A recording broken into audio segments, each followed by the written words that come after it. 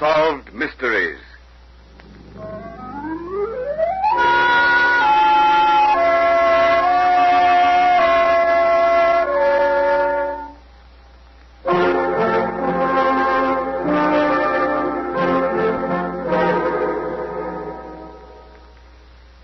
Murder most foul, as in the best it is, but this most foul, strange and unnatural. Had William Shakespeare penned these lines about the murder in the Rue Morgue, his description could not have been more fitting. The murder in the Rue Morgue was not only strange, it was incredible. It was impossible, and yet it was.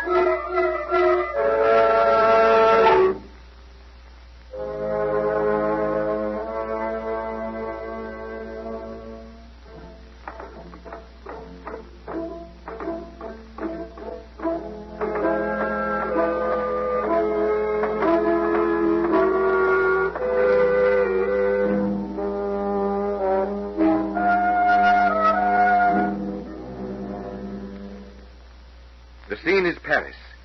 Not the Paris of the bright lights, the boulevards, the cafes, and the theaters, but that Paris of dark, narrow, crooked streets. That Paris in which murder is no stranger. That Paris where the wrong glance, the carelessly spoken word is answered by the knife thrust, and the offender is found cold and stark, staring with glassy eyes at a waning moon. 2 o'clock in the morning. Mademoiselle Rose Delacour turns into La Rue Morgue. The guttering street lamp shows her lithe of figure, pretty of face, a demoiselle of the boulevards. She stops at her apartment, number 16, and rings the bell. Voilà. Who is it, Rose? You are very late, Rose. I'm very tired. Oh, my Paris is not what it was. No young gentleman to buy you dinner, eh? You have guessed it the first time. No, but I am hungry. Oh, come with me into my room. The coffee, he is hot. The bread, stale perhaps, but not too stale. Rose, qu'est-ce que c'est? Why do you not go to the country away from all this? Me to the country? I cannot live without my Paris. The laughter, the song, the theaters, the cafés, the boulevards. Oh, no, c'est impossible. No one called upon me today. Not one single person, ma chérie, not one. Come, petite. Drink the coffee and then to sleep. Tomorrow may be brighter. You have been very good to me. I will do as you say. I will go to bed, but not to sleep. No, not to sleep.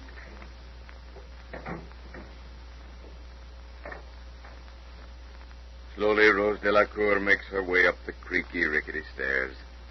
5 flights of them, with the rotted, worm-eaten banister giving under her touch as she pulls herself wearily onward. Her own room at last. The heavy door groans as she opens it, closes it.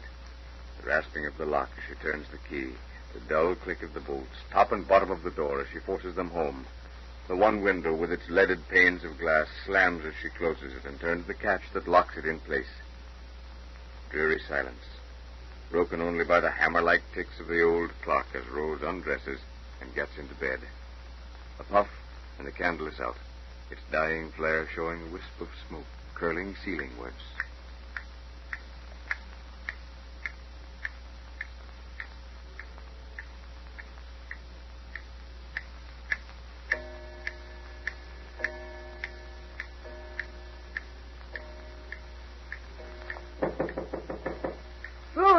Rose, get up, ma chérie. It is 10 o'clock. I have the coffee and the rolls. Rose. Rose. What is it, Madame Dufresne? There is something wrong, I know it. Rose, she does not answer me. Or perhaps it is that she is tired and sleeps No, it is not that, mon Dieu, but I am afraid. Call these police quickly. Call them. Police! Police! Come down! Rose, answer me. Speak to me. It is Suzanne Dufresne. Oh, what is the use? She is dead. I know it. Oh. What is the trouble, madame? Oh, mon Dieu, no, Rose, she does not answer me. Here, let me knock on the door. No answer.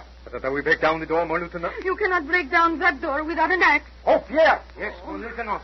Bring an axe in case it is that we cannot break down the door. At once, mon lieutenant. At once, everybody. Now, Jacques, we will together throw our weight against the door. Ready? 1, 2, 3. As I said, without the axe, you can do nothing. Here, mon lieutenant. This is the biggest axe in the cellar. Give it here. Stand back. There is a bolt at the top and another door at the bottom. A little more down, Jacques. Attendez. I can reach the bolt.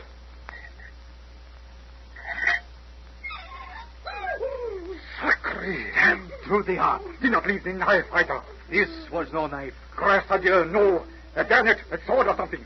Right through and 4 inches into the mattress. Oh, ma chérie, oh, she's dead. No.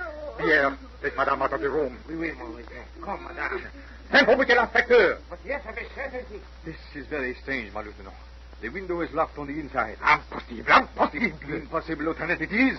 He or she could not have gone out that way. It is 60 feet above the ground. Nothing to hang on to. No way to get in or out, and no mark on the window. The door, both the top and bottom. Whoever did it could have turned the key in the lock, but the bolts, no. One could not shoot the bolts after leaving the room. The chimney? Not that way either, mon lieutenant. It is, if anything, smaller than usual.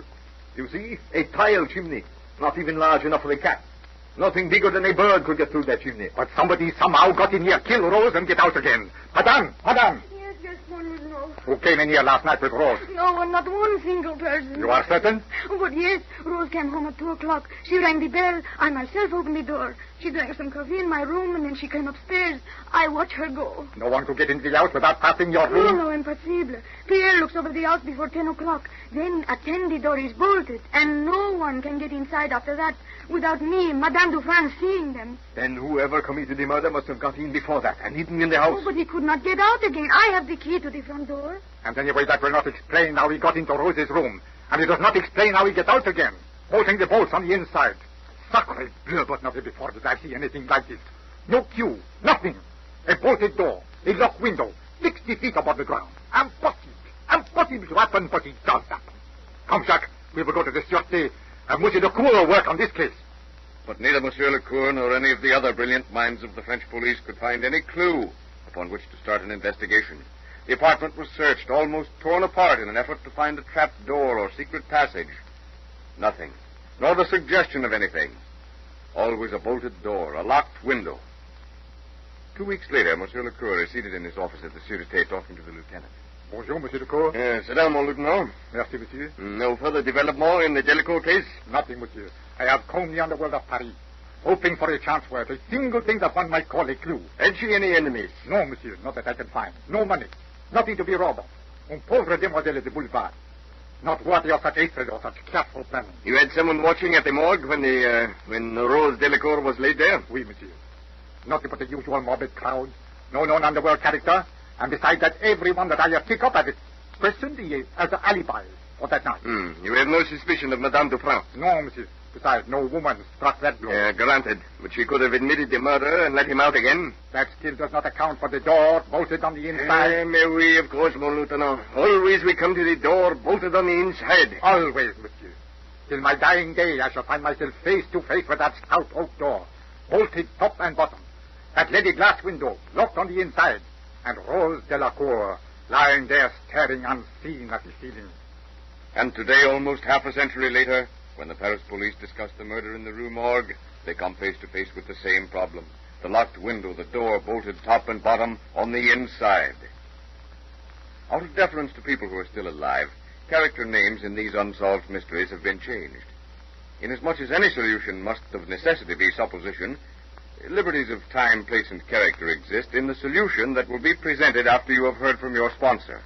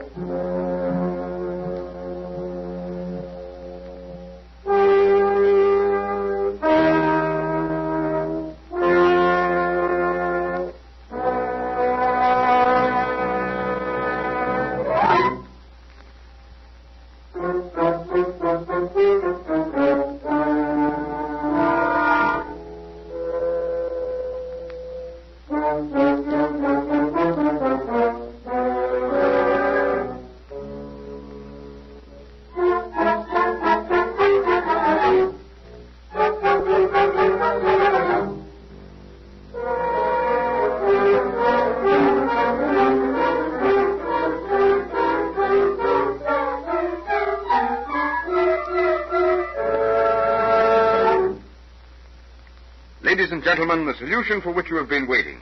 Tell me, Monsieur Lecoeur, have you no idea after all these years as to how the murder of Rose Delacour was perpetrated? Oui, but yes, I think I have a possible solution. Indeed? You must understand, monsieur, that at the time of the murders in the Rue Morgue, the chimney sweep was a familiar figure on the rooftops and among the chimney pots of Paris. Chimney sweep, monsieur. Oui, the chimney sweep cleaned the chimneys of Paris by lowering a round brush on a piece of rope or a pole made of many pieces of wood fitted together. I understand. You understand, monsieur, that I have no idea who the murderer might be, but I think I know how he committed the crime. This murderer realized that a chimney sweep would hardly be noticed on the roof of Rose Delacour's apartment. I can see him donning his disguise, an old soot-grind suit, carrying his bag of paraphernalia, but hidden in that bag was a French bayonet. I can hear him as he creeps over the tiles, muttering to himself. It is easy the way I have planned it. It cannot fail. I lower these two hooks on the two lengths of string. Now I lower the bayonet. Then I will go to Rose Delacour's room. I will hide under the bed. And when she is fast asleep, I kill her. In a few moments, I fix the hook to the door and the strings to the bolts. It is so simple. When I return to the roof, I pull the two strings, and voila, the bolts, they are closed.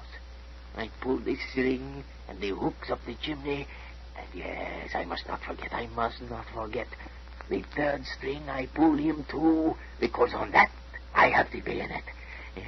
How they will puzzle over the mystery, these French police. And puzzle they did, these French police, and with them the rest of the world. Edgar Allan Poe wrote his solution, but Poe was writing fiction, and so in order to give legitimate literary punch to his denouement, he ignored the fact that the chimney was too small for even the tiniest monkey, let alone an ape, to get through.